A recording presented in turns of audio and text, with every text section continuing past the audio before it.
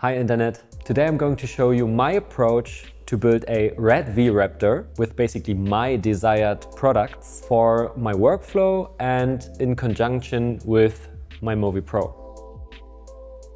For mounting down the adapter, I'm using those brackets from Ignite Digi, which are mounted to the M3 screw holes on the top and the bottom of the lens mount. Since I have my little sticker here, I'm just using the lower screws. So this little bracket screws into the housing of the Raptor, like this, with the 1/4 screws.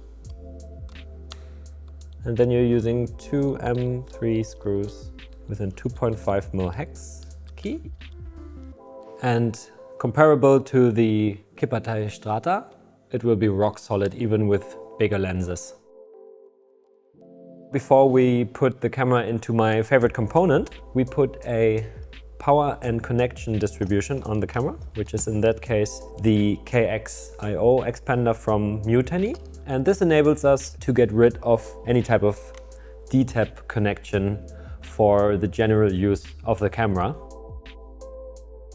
The Keystone is the core component of the Ignite Digi ecosystem in terms of RED V-SMC3, like Komodo or V-Raptor, also Komodo X of course. There are two versions of the Keystone. There's this full one and the chopped one, where you would be missing the upper portion of the Keystone. And this enables you to use the RED V-SMC3 monitor.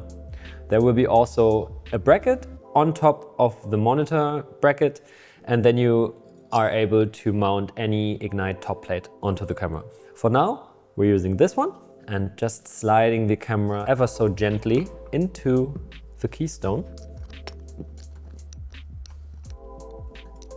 And the cage enables different things. The height will be comparable to an Alexa Mini or Mini LF, which enables you to use airy cage components, for example. The other possibility is that if you need your camera to be mounted vertically, you can just turn it by 90 degrees, but you can still put your top and your bottom plate, or also your airy top handle, in the same orientation as you would normally, like in horizontal mode.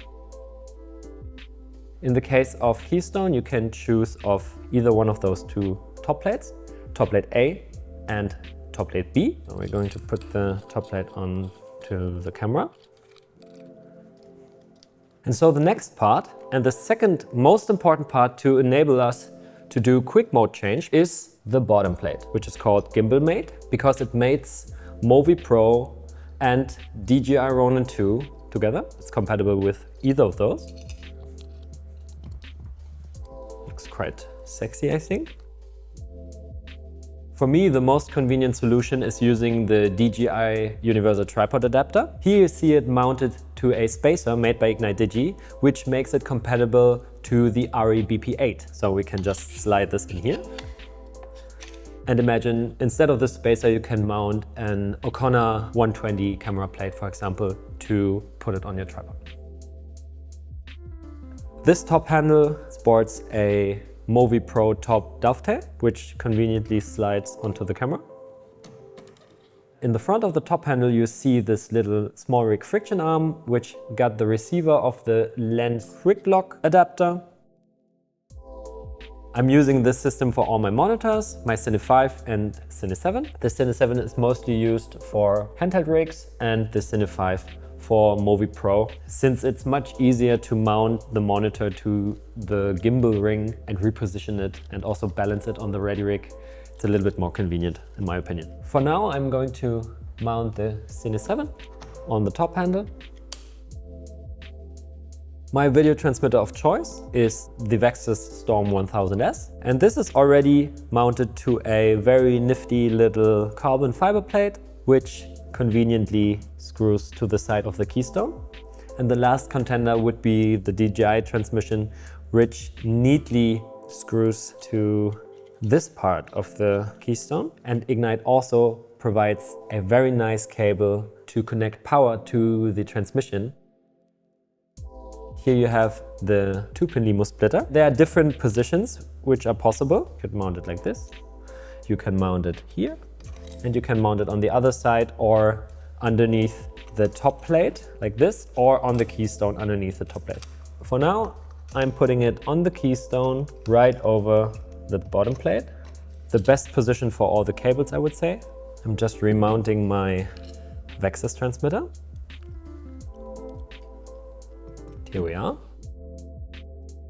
How I get power from the distribution plate to the breakout. And this will be with one of those little 2-pin to 2-pin right angle cables. One is for getting power from the distribution plate to my Limo breakout, and the other one powers the video transmitter. Now I'm putting back on my top handle and taking this one from the furthest Limo port on the right all the way up to the monitor. There is also a little accessory bracket you can screw on the Raptor to have even more mounting holes. You could mount a friction arm into this 3/8 RE locking pin situation and pull it over here and mount your receiver. Now we're putting on our super sexy 12G BNC cables to feed our video transmitter.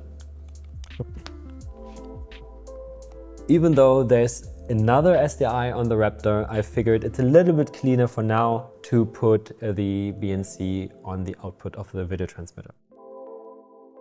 The only thing missing is a motor, and I have to talk you through the different possibilities to record trigger the camera. The first thing would be the 7-pin nucleus to 3-pin Fisher cable, which you put right into the mutiny plate to power and start-stop the nucleus motor. Now I boot up the camera and also started my motor, and when I use my nucleus hand wheel now and press the record trigger, it should start recording. Perfect. So this is one solution. The next version to record trigger the camera without this expansion module would be the EXT breakout made by Ignite. My favorite position is on the top plate. For the Raptor it's pretty nifty because there's no screen underneath you might cover with this plate, so all the ports are in a pretty much perfect position. I can take out the 3-pin Fisher and I can put it into the RS port of the breakout. The only thing I have to do now is take one of the jumper cables and put it into the camera and also into the breakout plate. Ignite provides this 7-pin to 2-pin cable, which is another possibility to get rid of DTAP. I'm pulling power for the motor from the last port of the Limo breakout. Turn it on and you should hear a little beep. The other possibility to record trigger your camera would be this Y cable, also provided by Ignite, with a 3-pin Fisher socket, a EXT right angle, and a 2-pin Limo, which you can use in conjunction with the Limo breakout and also with Raptor, Komodo X or Komodo. And for Nucleus M, you would need a 7-pin to 3-pin Fisher cable, like I'm using here right now, or you can use the cable with a CForce Mini RF motor to be able to use a WCU4 or a Hi-5. We built the rig. It looks pretty okay. So at first we're going to get rid of the I/O expander. And now we are already almost there. I just need to get rid of this little Limo cable. We already have the bottom and the top plate, which are compatible to Movi Pro. And so we just basically need to get rid of a few cables, get a few cables on the Movi beforehand, and take off the top handle. So I'm unplugging the Limo and the BNC cable. We're keeping the EXT breakout on the camera to be able to start talking to the translator. We are also keeping the 3-pin Fisher to 7-pin nucleus cable on the camera. I remove the top handle. Now we're almost ready to throw the camera into the Movi. There are two things we need to do before. We have this super nice expansion pack on the back, which routes a 3-pin Limo socket through the tilt axis, and on this socket, which you see here, we can put this cable, which is a 3-pin Limo to RED DSMC2 or DSMC3 power cable. And then I'm going to put a DTAP to 2-pin Limo cable in the 12 to 14 volts DTAP out on the bottom of the Movi Pro.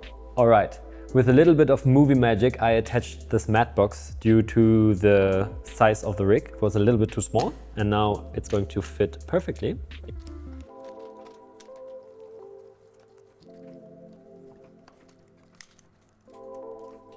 I'm also going to plug in the power cable, like this, and the power for the accessories. The last thing we will do is plugging in 2 cables for the translator, that the translator is able to communicate with the Movi controller, and the camera. There are 2 possibilities. We can either hook up the camera wirelessly or we can wire it. Therefore, we need 2 jumper cables as well. So the first thing will be the CAN and the CAM cable, which is power and communication for the translator with the gimbal. Since we already connected the camera EXT to the EXT breakout, we just need to put the last cable from the second port to the transmitter to get access to the camera setup. And now we can turn on the gimbal.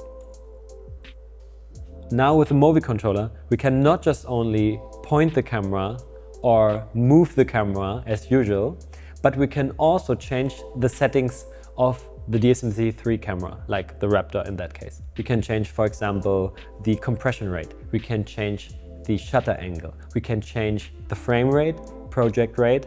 We can also enable false color, and we can also change the ISO and white balance, of course. If we want to use RED's E&D lens mount, we could also map this on the Movi controller and change the density of the filtration. So that's basically it. This was a rundown of a RED V-Raptor setup I would use on a bigger production, and a brief overview of all the components, especially to achieve quick mode change. I hope you enjoyed it, and if you have further questions, comment down below or hit me up on Instagram. See you!